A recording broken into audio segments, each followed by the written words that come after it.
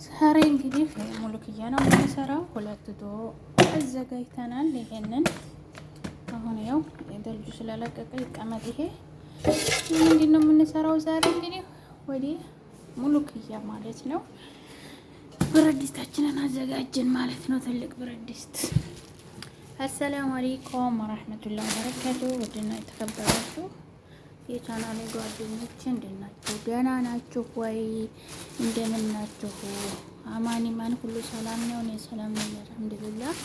እንደምታዩት እንግዲህ ይሄ ሁላ እንግዲህ በእኔ እጅ ተቦጥቦጦ ያልቃል። ብላ አለይኩም አረገዙኝ እገዙኝ ወላሂ በጣም ነው ገራም። ያው ከእንደዚህ ውስጥ ጨርሰዋል። ቁጥሩ ስንት ስር መሰላችሁ? ስንት ስር መሰላችሁ? ይሄ ማለት ነው በፈርሙ ላስቀምጥና እንግዲህ እንደዚህ አድርጌ ያው አዳሬን ልቦጠቡጥ ነው። ምን አረጋለሁ ደግሞ ለአሁን ነው እኮ የምንበላው ያሉ ቢገርማቸው። ይሄ አገራችን ቅጠል እያለ ነው የምንጥለው፣ እነሱ ግን ምግብ ነው። ተኸየሉ እኛ ይሄ ቅጠል ብለን ነው እኛ የምንጠራው።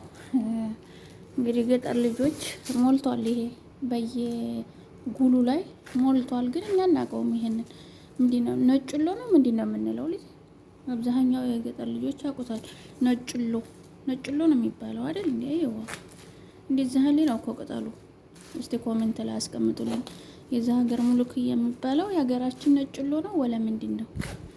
እኔ እንጃ። ያው ይሄ እንጨቱ ታይጠነቅቅ ቀርቶ ነው እንጂ ይላጣል እኮ እንደ ነጭሎ ማለት ነው። ልጣጩ ማለት ነው። ልጣለውት ያው ይላጣል ማለት ነው። ያው ነጭሎ በሉት እና ልሙሄም ይሄንን ኩላ ስንት ስር መሰላችሁ? ይሄንን ኩላ ቦጥቦጠሽ ሙሉክያ ስሪ ተባልኩኝ። እኔ በድሮ የምሰራበት ቤት በነገራችን ላይ አልሰራላትም ነበረ። እጄን ያመኛል እያልኳት ወላሂ እንደዚህ ትላ ሴትየቱ የታሸገውን ታመጣልኛለች ማለት ነው። ተፈይቶ ጀሃዝ የሆነው መደለጭ ማለት ነው። ያኔ ፍሪጅን ከዛ እሱን ነበር የምሰራላት። እዚህ ደግሞ ምን ስራ በጭንቅላቴ ቢደፋ አታመጣ። የምን ይሁን አናውቅም። አይጣፍጥም። ሀደሞ ሄሎ ሀደማ ፊ ፋይዳ። ይሄ ቤት የሚሰራው ነው ፋይዳው ትላለች። ምንም ማድረግ አልችልም። ሰው ቤት እስካለን ድረስ እሺ ብለን መስራት ነው እንጂ አንሰራም። አይሆንም ብንል አይሆንም። ምክንያቱም ቤታቸው ያስገቡንኛል። ያው ለስራ ስለሆነ ያመጡን፣ ያው የነሱ የፈለጉትን ስራ መስራት ነው። ግን አላህ ሱብሃነሁ ወተዓላ የሰራነውን ሐላል አድርጎልን እንዲያው ለሀገራችን ያብቃልን። አላህ መጨረሻችንንም ያሳምርልን ነው እንጂ ከባድ ነው የምላችሁ ወገኖች። እስቲ ላይክ እና ሸር ሰብስክራይብ እያደረጋችሁ አበረታቱኝ። ወላሂ ሰብስክራይብ የለውም ቻናሌ። በጣም በቃ ሙቷል ብላችሁ ያዙት። ውርድ ነው ያለው። እስቲ ቀስቅሱልኝ፣ ሸር ላይክ እያደረጋችሁ ቀስቅሱልኝ እላችኋለሁ የኔ ውዶች። እንግዲህ አሁን ይሄንን ቦጥቦጠን ፈጥፈጠን እየተሞቦጥቦጡ መፍጨቱ የሚያስጠላኝ። በከላጣ ደግሞ አይጣፍጥም ማለች። በከላጣም እንግዲህ አይፈጨው ነበር ከላጣው፣ ነገር ግን አይፈጨውም አይሆንም አለች። እኔማ በከላጣ እንደዚህ ድብን ላረግላት ነበረ። ማሙ ሄሎ አለች ማለት ነው። ከዛ እኔ ምንም ማድረግ አልችልም ብዬ በእጄ ነው የምቀጠቅጠው። ወላሂ መቀጥቀጡት ያስጠላ። በጣም ነው የሚያስጠላው መቀጥቀጡ። መወጥወጡም ያስጠላል። እንግዲህ ምግቡ ጥሩ ነው። ምግቡ አብዛኛውን ሙሉክያ ለሆድ ድርቀት ላለበት ሰው በጣም አሪፍ ነው። ሆድ ያለሰልሳል ማለት ነው። ሆድ ድርቀት ያለበት ሰው ሙሉክያ ቢመገብ በትክክለኛ ሆርሞኑ ይቀየራል ማለት ነው። ሙሉክያ በጣም ለአንጀት ያለሰልሳል ማለት ነው። ስራው ነው እንጂ ምግቡ ለሁሉ ነገር ፋይዳ ያለው ነበረ። ግን ስራው አዑዙ ቢላ ስራው ምን ልበላችሁ ማለት ነው። በጣም ያስጠላል፣ ያደክማል። ያው የሰራተኛ ዳ በሉት። ሙሉክያ 3-4 ሰው ሆነው ቦጥቡጠው እንደዛው ታልቀጠቀጡት ለአንድ ሰው ብቻ እንደኔ በጣም ያደክማል ማለት ነው ወገኖቼ። ምንም ማድረግ አልችልም። ያው መስራት ብቻ ነው። እነሱ ያመራቸውን ነገር ስሩ ሲሉ አንሰራም ብንላቸው ቤታቸው ውስጥ አለን ድረስ አይሆንም። አለበለዚያ ከቤታቸው መውጣት ነው እንጂ እና እንደዛ እላችኋለሁ የኔ ውዶች። ላይክ፣ ሸር፣ ሰብስክራይብ ያርጉልኝ። እመጣላችኋለሁ በሌላ በአዲስ ነገር ኢንሻአላህ። ነገር ግን ሰብስክራይብ ያርጉልኝ ውዶቼ። አሁን ወደ ውጭ ወጥተው ነው ሰዎች ቢኖሩ ግልብጥብጥ ነበር ጩኸቱ የሚለው ማለት ነው። አሁን እነሱ ሲመጡ ምግቡ ደርሷል መስሏቸው ነው። እኔ መሽም ቤት ልቼ ጨርሼ ገና ቁጭ አልኩኝ ማለት ነው። ወላሂ ውጭ ሲወጡ ቤቱን በአንድ ብሎ ነው የሚያቆሙት። ነገር ግን እራታት ቤት አልጨረስ ደግሞ ይመጣሉ ማለት ነው። እና ከባድ ነው ብቻ አልሐምዱሊላህ ነው የሚባለው። አሁን ዘመን አረብ ሀገር ስራ ጠፍቷል። እንደኛ ውጭ የሚሰራ ብዙ ሰዎች ስራ እያጡ እየተጉላሉ ነው። ግን ያንን ትናይ ደግሞ ያለንበትን ቢደክመንም አልሐምዱሊላህ እያል ዋጥ ማድረግ ነው ማለት ነው። ክፉን ታልወጡት ደግ አይገኝም የሚለኝ ነበረ ወንድሜ።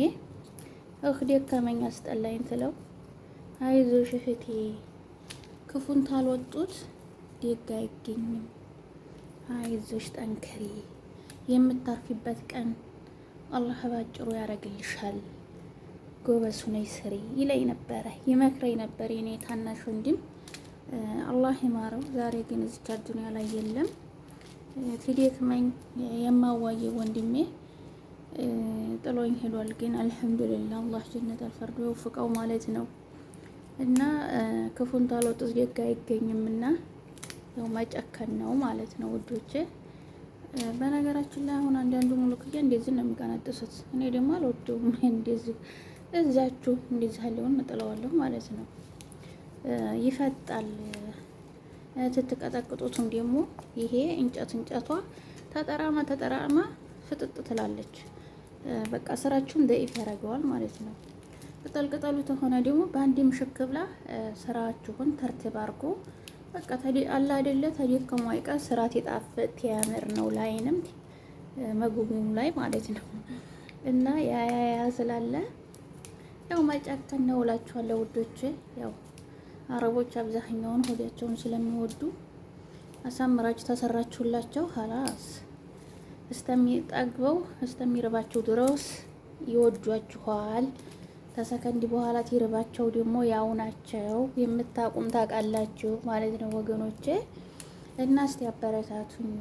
ሲመቸኝ ደግሞ እመጣለሁኝ። ላኪን ግን ሰብስክራይብ፣ ላይክ፣ ሸር እያደረጋችሁ እስቲ ቻናሌን ቀስቅሱ ትላችኋለሁ ውድ ጓደኞቼ። በአዳዲስ ነገር እንመጣለን። በነገራችን ላይ በጣም ነው የጠፋሁት። ለምን እንደሆነ አላቅም። እኔ እንጃ።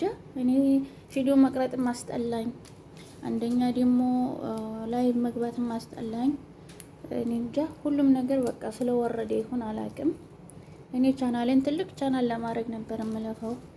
ግን እናንተ አታግዙኝም። በሰብስክራይብ በላይክ ስለማታግዙኝ ይሁን አስጠላኝ እና ተጎኔ ሆኖልኝ የኔ ውዶች። አዳዲስ ነገር እንመጣለን ኢንሻአላህ። ሰላም ሁኑ። ሀገራችንም ኢትዮጵያ ሰላም ያርግልን። የድሮ ሰላሙን ያንጣልን። እንግዲህ ሀገራችን ዛሬ ሐምሌ ዛሬ 25 ነው።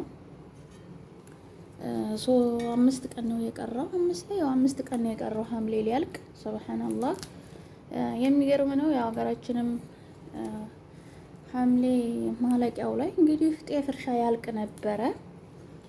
ነሐሴ ተገባ ጋለሎ ምናምን ነበር የሚጀመረው ገበሬዎች። ዘንድሮ ግን ገበሬ ይኸው ቁሞ ገና አሁን ነው ብጭ ብሎ የዘነበው። ዝናቡንም ለሀገራችን አላህ ያንጣው። እሱ እጅ ነው ያለው። ገበሬ ታልጠገበ አረብ ሀገርም ያለ ነው አንጠግብም ማለት ነው። ምክንያቱም ሁሉ ነገር ኦቨር ይሆናል። እዚህ ቢሰራም ትርጉም የለውም። ስለዚህ ዝናቡን አላህ ያንጣልን ብለን ዱአ እናርግላለሁ። ውድ ጓደኞቼ እኔ ሐምሌ ማለቂያው ድረስ ዝናብ ያልነሰረ እንዴት ይሆናል? ወላሂ አሁን እኮ ሐምሌ በቃ ምንጩ ምናምን ገደሉ በቃ የሚፈራርስበት ዘበን ነበረ፣ ውሃ እየፈነዳ ማለት ነው። ዘንድሮ ግን እንኳን ሊፈነዳ በቃ ጭቃ ራሱ የለም ነው የሚሉት። ከፍ ይላል። በቃ ምጥጥ ነው የሚያደርገው። ጭቃ ምንም የለም ነው ሙሉት። ብቻ አልሐምዱሊላህ ነው። የሀገራችንም ባለው ሁኔታ አላህ እንደ ሰው ራሱ ዲህና ይዞናል ማለት ነው። እንደኛ ዲህና ይዞናል አላህ እንዴት እንገመግመው። ሱብሃንአላህ ሰው እንደ እንስሳ እንደ ደም እየጎረፈ ሬሳ እየተደረደረ በፌስቡክ ላይ በቲክቶክ እየተለቀቀ ይሄ ራሱ ብርመዱ ነው።